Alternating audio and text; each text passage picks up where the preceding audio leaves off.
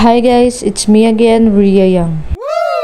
For today's video, magmuni-muni muna ako. Pasikat jud kani siya oy. Mangon dara basin natukog dili kay estudyante. Lagi oy maguwas na ko.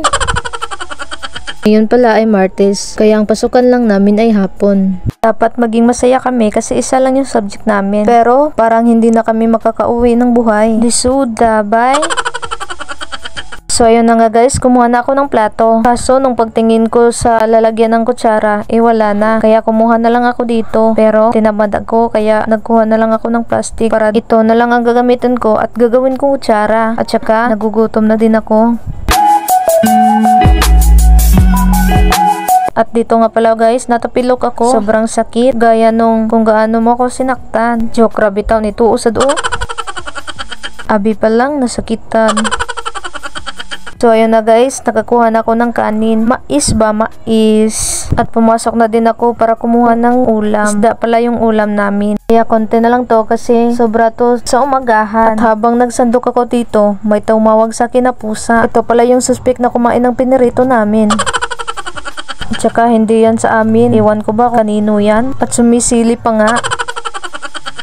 Kangkong pala ang laman nito. Kaso dito nilagay ni mama yung beans na sobra ko kanina. At ito na nga, kumpleto na. Kaya ready na ako kumain. Kain tayo.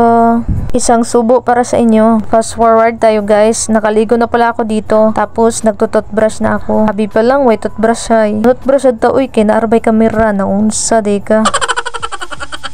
Kailangan pala natin mag-toothbrush guys. Kasi kapag nasasalita ka sa kaklase mo, baka mahimatay bigla. Huwag nyo din ito kalimutan guys. Para naman, hindi mahilo yung katabi mo. Ingnon niya kag nanimahong pako. Magsapatos muna tayo guys. Kasi isa ito sa kailangan sa paralan. Para naman magmukha tayong tao. Kahit hindi naman tayo mukhang tao.